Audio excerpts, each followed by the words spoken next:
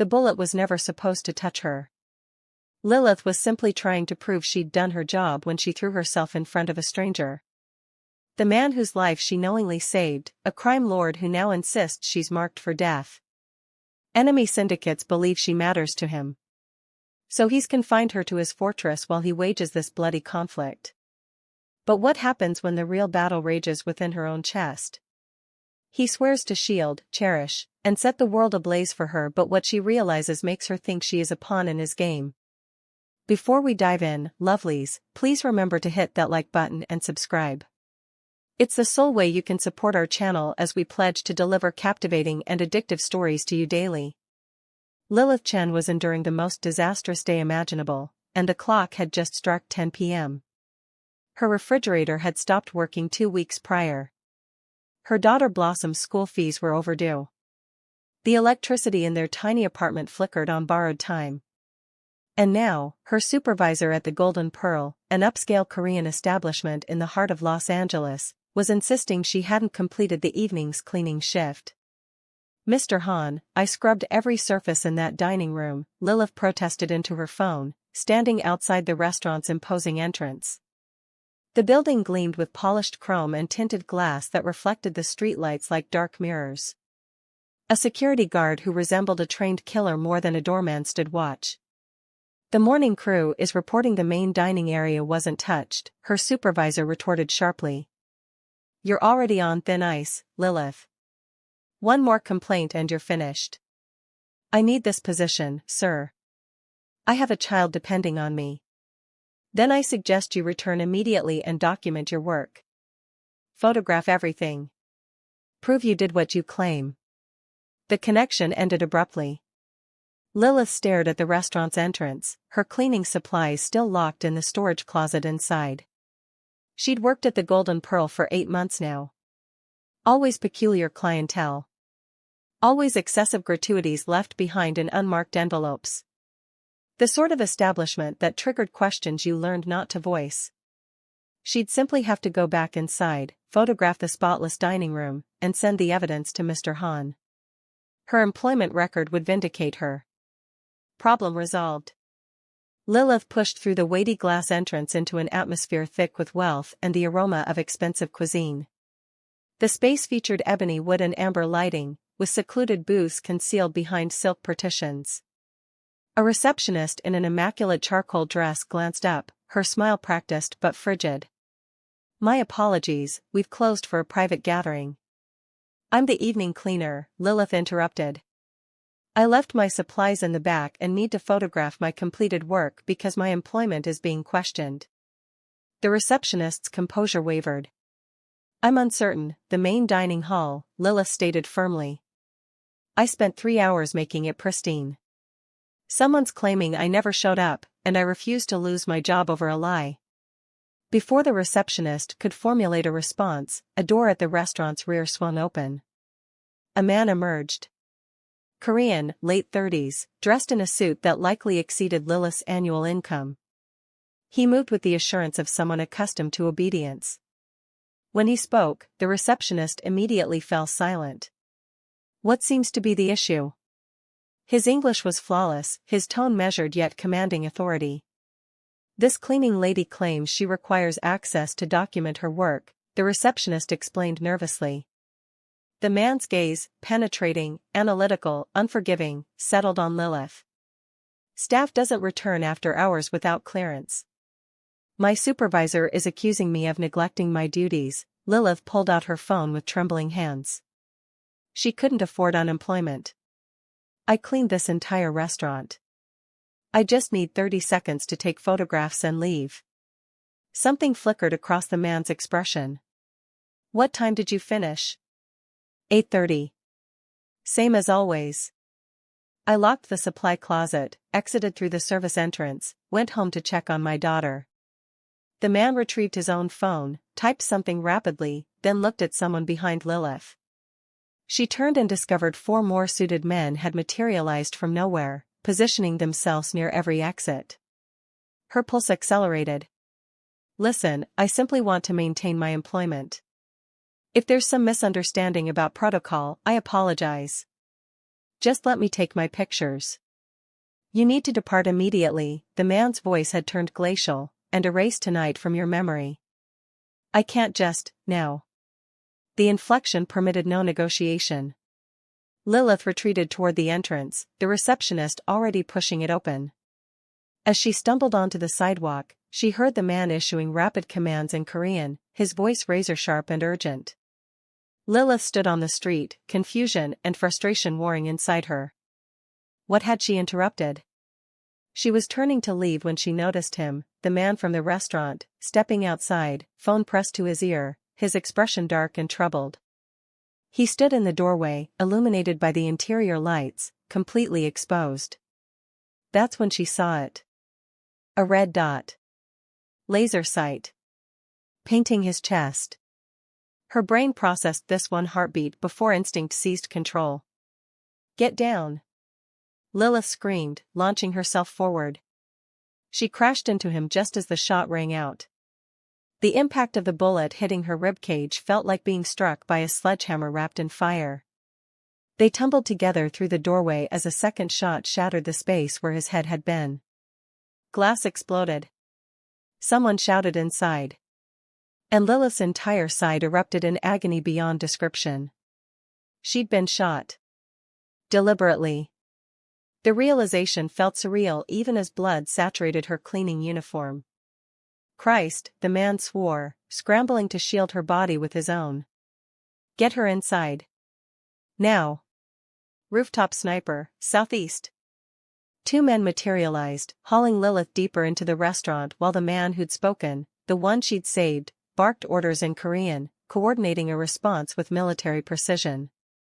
They laid her on a table as he pressed his jacket against her wound. Why did you do that? He demanded, his face hovering above hers, something like shock in his eyes. Who are you working for? My daughter. Lilith gasped through the pain. Need to get home. Blossom. You threw yourself in front of a bullet for a stranger, he stated, disbelief coloring his words. Nobody does that. Who sent you? Nobody sent me. I saw the laser sight. I just reacted. The man's jaw clenched. He said something sharp in Korean. One of his subordinates responded urgently, displaying a phone screen. The man's face drained of color. He looked down at Lilith with an expression she couldn't decipher, something between respect and concern. You actually saved my life, he said quietly. Deliberately. Lilith tried to focus through the pain. Who are you? Someone you should have never encountered. Everything faded to black. Hours later, Lilith regained consciousness in a bedroom that resembled a luxury hotel suite. Vaulted ceilings, designer furnishings, expansive windows showcasing the LA skyline in its nighttime glory. Her torso was bandaged, her side throbbing with controlled pain, clearly, she'd been given medication. She wore clothing that wasn't hers. Silk pajamas that probably cost more than her monthly rent. The door opened.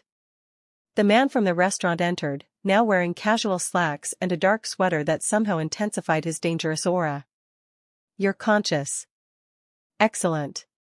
He settled into a chair beside the bed, studying her with those calculating eyes. How are you managing? Like I've been shot, Lilith said through gritted teeth. Which I was. Because of you. That assessment is accurate, he acknowledged. Someone attempted to assassinate me and you deliberately intervened. That was. He paused, searching for words, extraordinarily foolish and remarkably brave. Where am I? I need to get home to my daughter. She's only 7. She'll be terrified. Your daughter is currently with your neighbor, Mrs. Park, he interrupted. I had someone verify her safety and provide compensation for emergency childcare. Lilith's eyes widened. You had someone check on Blossom? Who the hell are you? My name is Min-jun, he said carefully, and you need to comprehend something crucial. You're in significant danger now. She stared at him. That's ridiculous. I'm a cleaning woman. I saved your life. That should make me safe, not endangered. It doesn't work that way. His expression darkened. The people who attempted to eliminate me witnessed you take that bullet. They saw my man bring you inside my headquarters. Which means they now believe you're connected to me. Which makes you a liability they'll want to eliminate. Lilith's stomach dropped. That's insane. You were a cleaning woman, Min-jun corrected, his tone matter of fact. Now you're the woman who deliberately saved a syndicate leader's life. And there are approximately 7 different organizations that would celebrate your death or exploit you to reach me. Syndicate leader, she whispered. Min-jun's smile held no warmth. You genuinely didn't realize? The Golden Pearl is merely a facade for my operations. I control the majority of Korean organized activities in Los Angeles. Imports, exports, financial networks, territorial protection. The standard enterprises. Oh my God. I need to get my daughter. Your daughter is safe for the moment, he said. But we need to move quickly. Where does she go to school? Lilith told him through her panic. Min-jun immediately made a phone call, speaking rapid Korean, his expression growing progressively darker. When he ended the call, his face was grave. What? What's wrong? Lilith tried to sit up, ignoring the screaming pain in her side. Tell me. My man just arrived at Mrs. Park's residence, Min-jun said quietly. Your neighbor is unharmed but unconscious. Chloroform, they believe. Your daughter. He paused. She's gone.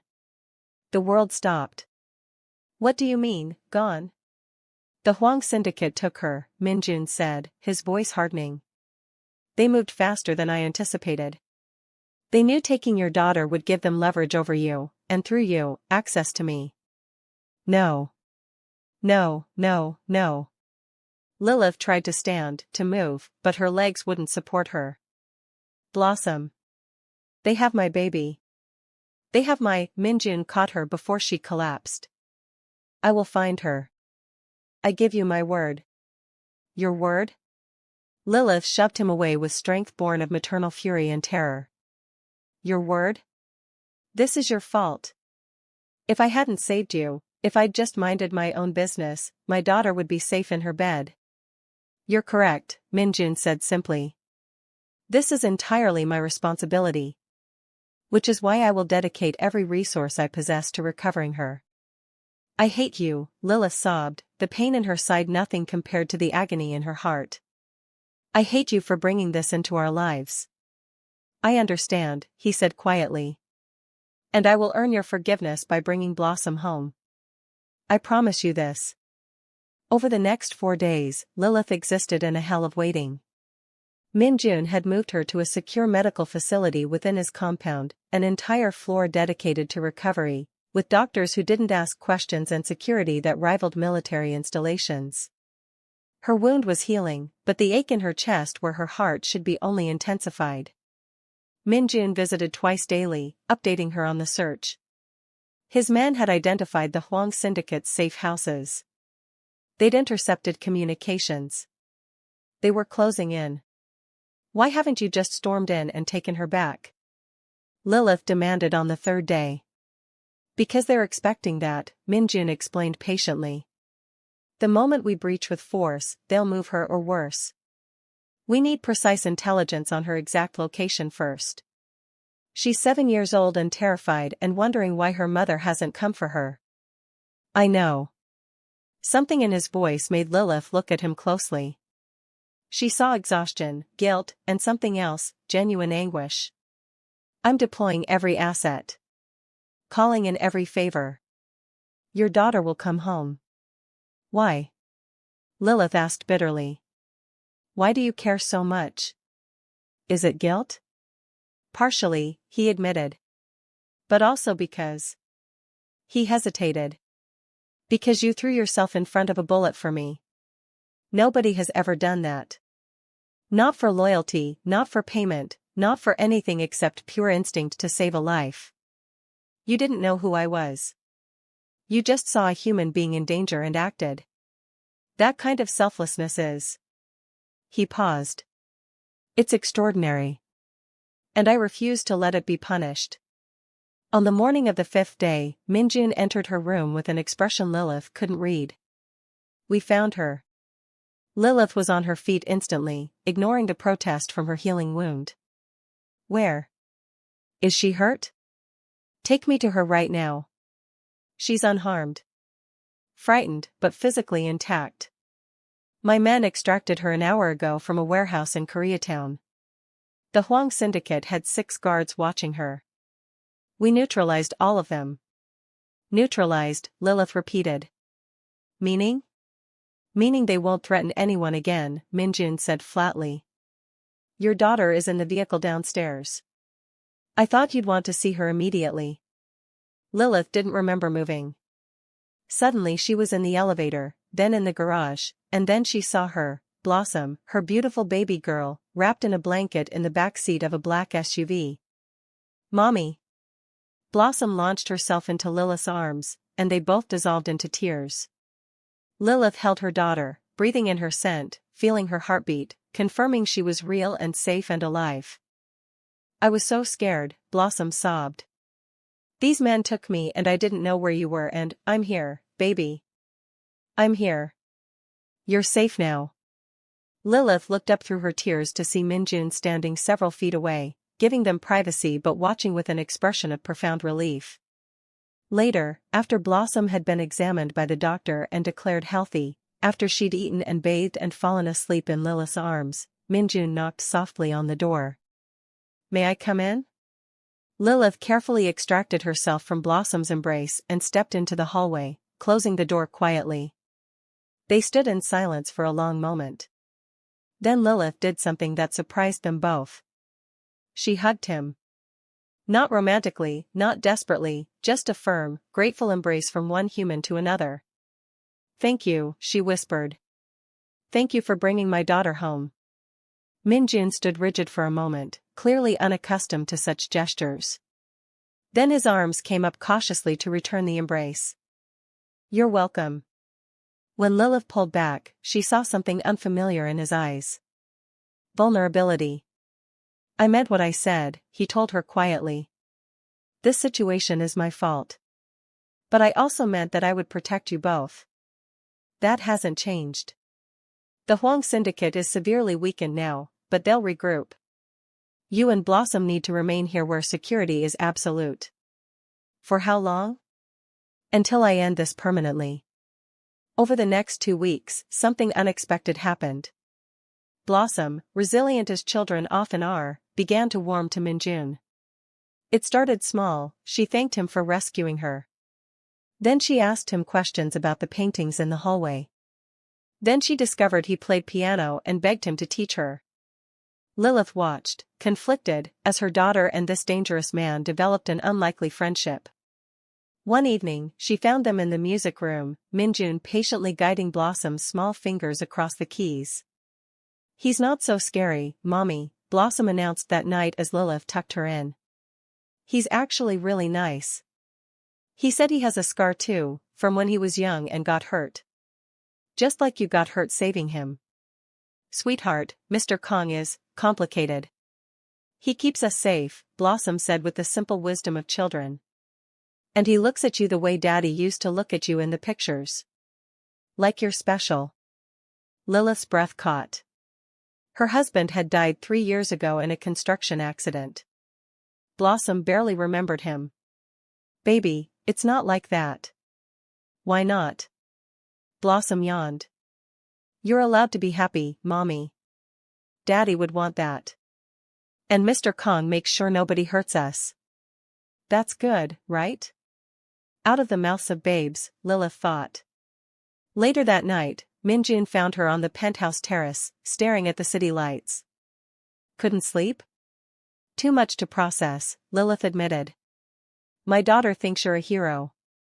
Children have poor judgment, he said dryly, moving to stand beside her. Or perhaps excellent judgment, Lilith countered. You did save her life. After endangering it in the first place.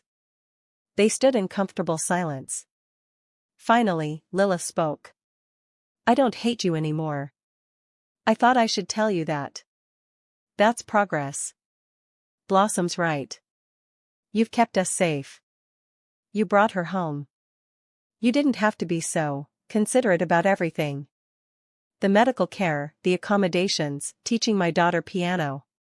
Perhaps I'm trying to prove I'm not entirely the monster my reputation suggests, Min-jun said quietly. Or perhaps. He paused. Perhaps what? He turned to face her fully. Perhaps I'm trying to be worthy of the woman who threw herself in front of a bullet for me. Who trusted me to save her daughter? Who sees beyond what I am to who I might become? Lilith's heart accelerated.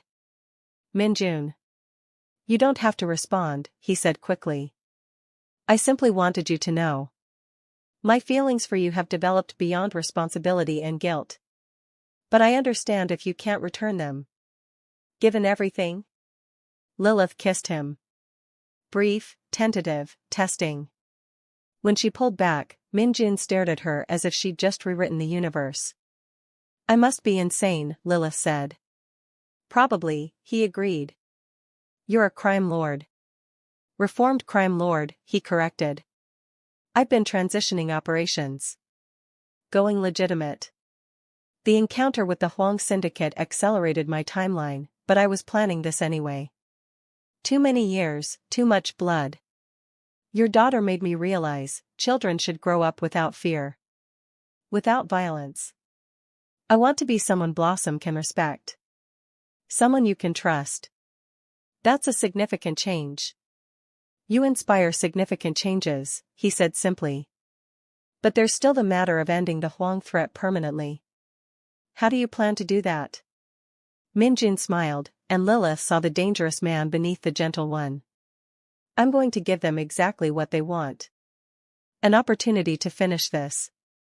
3 days later, Min-jun presented his strategy. The Huang Syndicate believes this compound is impenetrable, he explained, laying out blueprints on the dining table. Blossom was sleeping, this conversation was for adults only. They've attempted to breach twice and failed both times. So they're becoming desperate, which makes them reckless. And you're going to exploit that, Lilith guessed. Precisely. I'm going to reduce security. Visibly, obviously. Make it appear that I'm moving resources elsewhere, leaving minimal protection here. Using us as bait, Lilith said flatly. Using apparent vulnerability as bait, Min-jun corrected. You and Blossom will be completely safe. But they won't know that. Explain. Min-jun pointed to the blueprints. This compound has a subterranean level that doesn't appear on any official records. An entire secondary facility built for exactly this type of scenario. When the Huang Syndicate breaches, and they will breach once they see the opportunity, you and Blossom will already be secure in the underground section. They'll think they have you trapped up here. Meanwhile, my men will enter through the underground tunnels and surround them. Complete reversal. You're setting a trap using your own home as the cage. Yes. And if something goes wrong? Nothing will go wrong, Min-jun said firmly. I have 40 men who will die before letting anyone harm you or Blossom. But if it makes you feel safer, you'll have direct communication with me at all times. One word from you and we abort everything.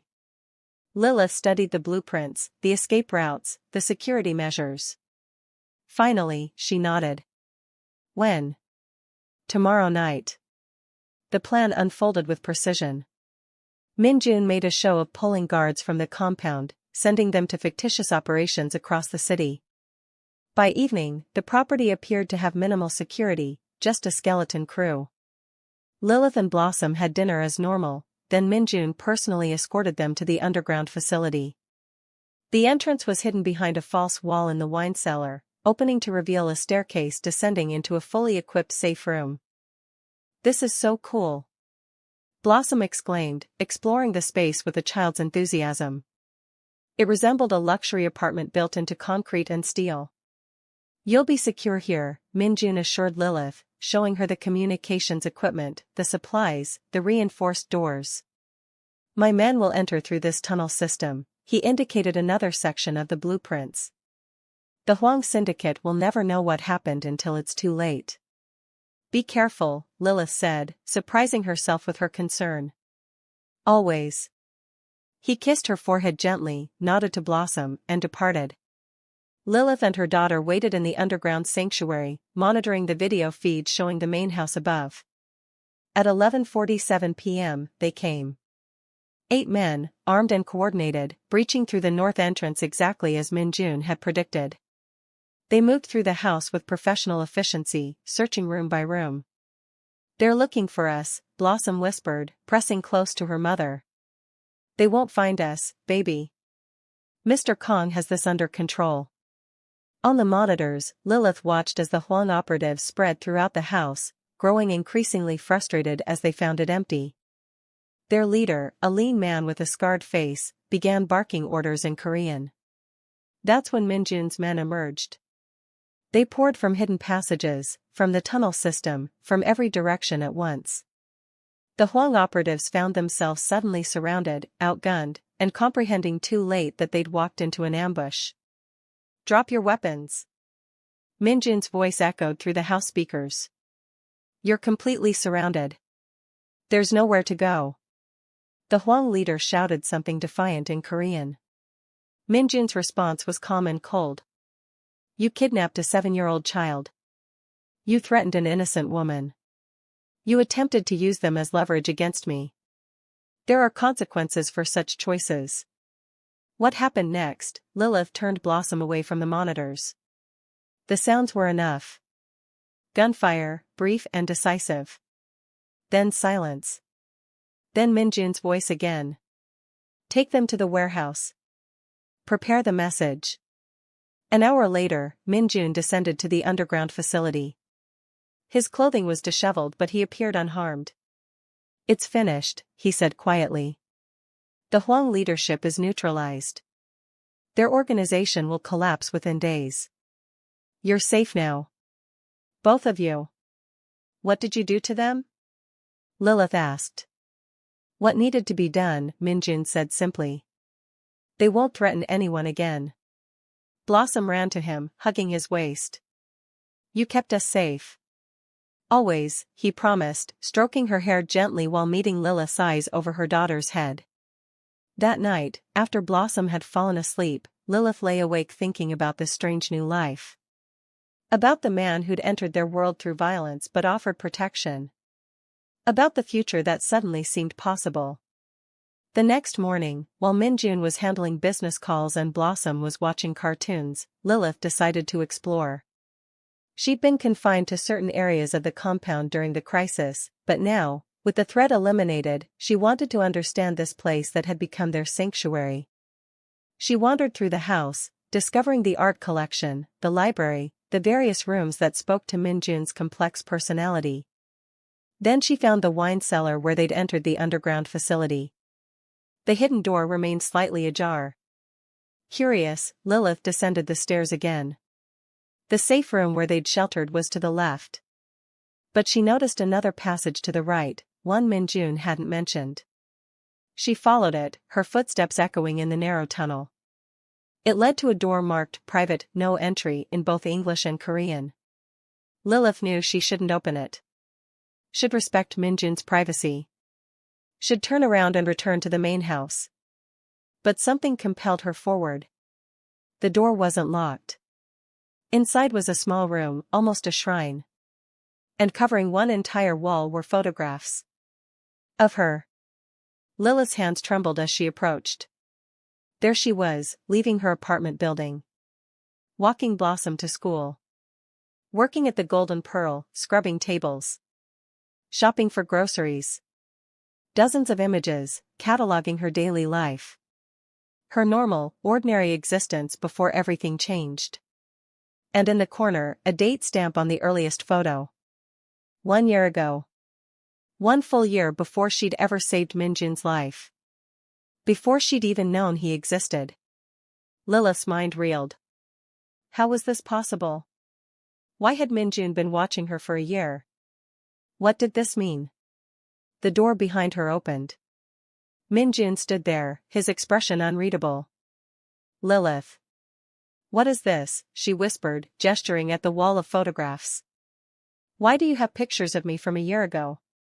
Before we met. Before any of this happened. Min-jun was silent for a long moment.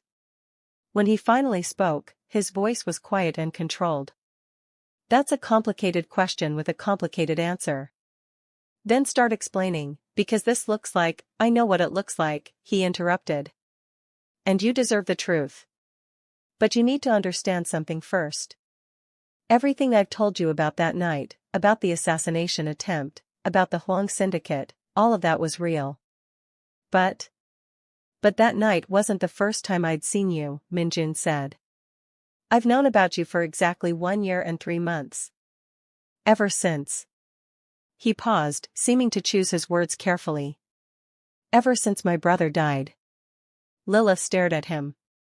What does your brother have to do with me? Everything, Min-jun said softly. He was killed in a construction accident 3 years ago. And the woman he loved, the woman he married and left behind with a young daughter, was you. The room tilted.